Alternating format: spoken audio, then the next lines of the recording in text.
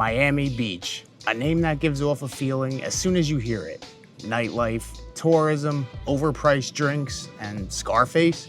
But aside from the chaos, there's a side of Miami Beach that most people just never see. The one that might be one of South Florida's best kept secrets. So today we're diving into one of the most misunderstood places in South Florida. Stay tuned as we discover the real Miami Beach.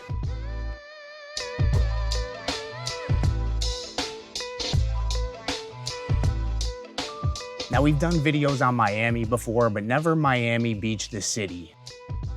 And yes, it actually is its own city, separate from Miami. Most people have no idea. When I first moved down here, I was the type of person to just put the two together, just like everybody else. And I had this image in my head of what I thought Miami Beach was. Spring break, chaos, and influencers. But the more I explored and the deeper I got into work, the more I realized just how misunderstood this place actually is. So this is exactly how we're gonna break it down. First, what makes Miami Beach unique, from the location to the lifestyle. Then we'll explore the neighborhoods, from the tourist traps to the quiet local spots. And finally, I'm gonna take you inside a listing in one of the best kept pockets on the island. But before that, let's get a lay of the land. Miami Beach is a 10-mile long barrier island. You got the Atlantic Ocean on one side, Biscayne Bay on the other, and then the city of Miami just across the bay. Population's about 82,000 people and just under 8 square miles, so yeah, it's packed. And it's got some of the most diverse real estate in all of South Florida, from $500,000 Art Deco condos to $50+ million custom waterfront estates. Now, there's multiple ways to get here, but how you do depends on exactly where you're coming from. You got the MacArthur Causeway, probably the most well-known, taking you straight from downtown past the cruise port and into South Beach. Then there's the Venetian Causeway. A little slower, but very scenic, with waterfront views, tree-lined streets, driving through single-family neighborhoods. There's also 195, which connects from Edgewater and the design districts, and it'll also take you straight out to the airport. Now, even though you are just across the bay from Miami, depending on the time of day and the time of year, it can easily take you 20 or 30 minutes just to cross the bridge. So if travel and proximity is important to you, living or being near the right causeway really will make a difference. And despite all the chaos that people associate with this area, Miami Beach has kind of gone through a little bit of a transformation over the last couple years, and it's actively been working on cleaning up its image. Literally. They've cracked down on spring break, curfews, alcohol cutoff times, noise enforcement. It's definitely not the free-for-all it was when I first moved down here, and believe it or not, Miami Beach is actually the first US city working towards getting its Blue Zone certification.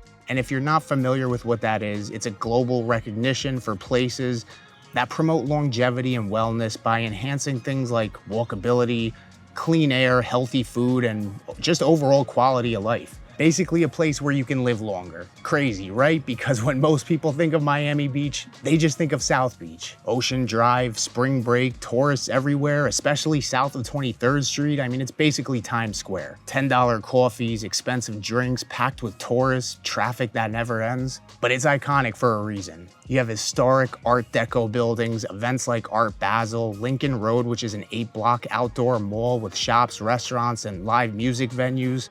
So if you're someone who wants to be in the middle of it all, this is definitely your spot.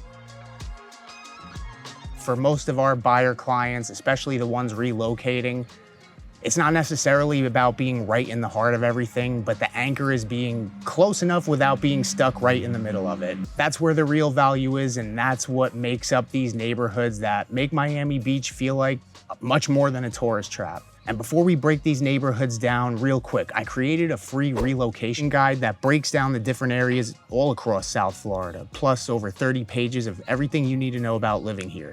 You can grab that for free at the link in the description. Starting at the very bottom is south of 5th. This is the southernmost tip of the island and one of the most desirable places to live in all of Miami Beach. You got the South Beach lifestyle just a few blocks away, but once you cross 5th Street, everything changes. You get this sense of calm you don't feel anywhere else in South Beach. You got South Point Park, 17 acres of open green space, beach access, walking trails, and views of downtown and the cruise ships sailing in and out. And you got some of the most luxurious high-rises like Continuum and Apogee, great walkability, and some of the best dining in the entire city like Joe's Stone Crab, Prime 112, and Carbone, just to name a few. And for families or even dog owners, it's got some of the cleanest, most well-kept parks on the beach. But like any desirable place to live, it's far from perfect. Parking can be hard to come by. You're still gonna be battling tourist traffic, especially during events like Art Basel and the boat show. But you gotta remember, technically, you are still in South Beach. But what makes this neighborhood so special is that it gives you access to everything without forcing you to be right in the middle of it. Heading north of 23rd Street up to about 63rd is Mid-Beach, and this is where things start to shift a little. It feels more local and trendier than South Beach, but you still have the popular hotels like Fontainebleau, Soho Beach House, and Faena Hotel, so there's still quite a bit going on, but with a little bit more of a residential feel and a little bit more room to breathe. There's a mix of smaller boutique and Art Deco style mid-rises and high-rises like the Green Diamond, which is probably one of the more recognizable buildings on the beach. But once you cross Indian Creek and go west, this is when it starts to kind of feel like a different city. You'll find golf courses, single-family homes, and a mix of old-school Florida, Mediterranean, and newer builds that just give you this more modern feel. The pace is a little bit slower, it's quieter and has more of a suburban feel, and you definitely get more space and house than you would just a few blocks south.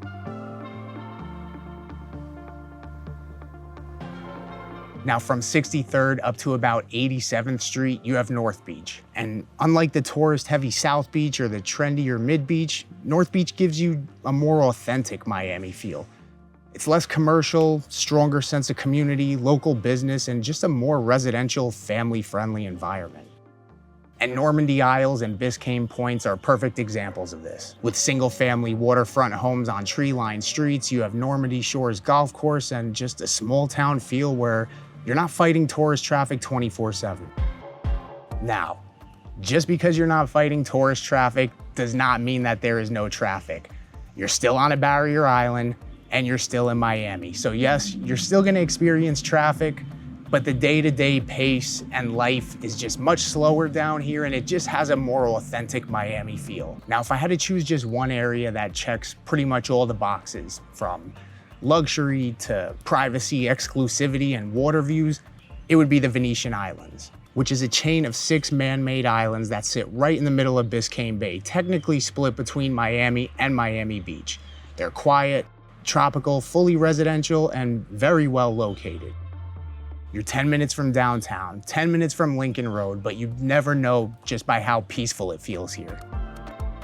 People jog and bike up and down the Venetian Causeway with the beautiful views of the bay and the Miami skyline. No tourists, no hotel crowds, just residents. San Marino, Delito, and Rivo Alto are the main residential islands with single-family homes, from historic Mediterranean estates to modern waterfront mansions, many of which have private docks, bay views, tropical landscaping, and gated privacy. Then there's Belle Isle to the east, the only natural island of the 6, and probably the most walkable of them all. You're the closest isle to Miami Beach, and you're right next to Maurice Gibbs Park and Sunset Harbor, which has Equinox, Whole Foods, waterfront dining, and boutique shops. Belle Isle is one of those few places in Miami Beach where condo living actually feels like real neighborhood living. You get some walkability, you get the convenience, you get the views, but not the overwhelm of what's 5 minutes away.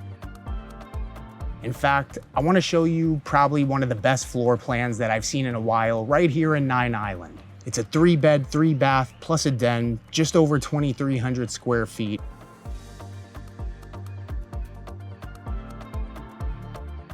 Fully renovated with no shared walls, which means more privacy and less noise. Not easy to come by in a condo. The kitchen's insane. It was all redone with an oversized quartz island, monogram appliances, plus you have these floor-to-ceiling impact windows, which brings in a ton of natural light, not to mention the views of the city and the bay.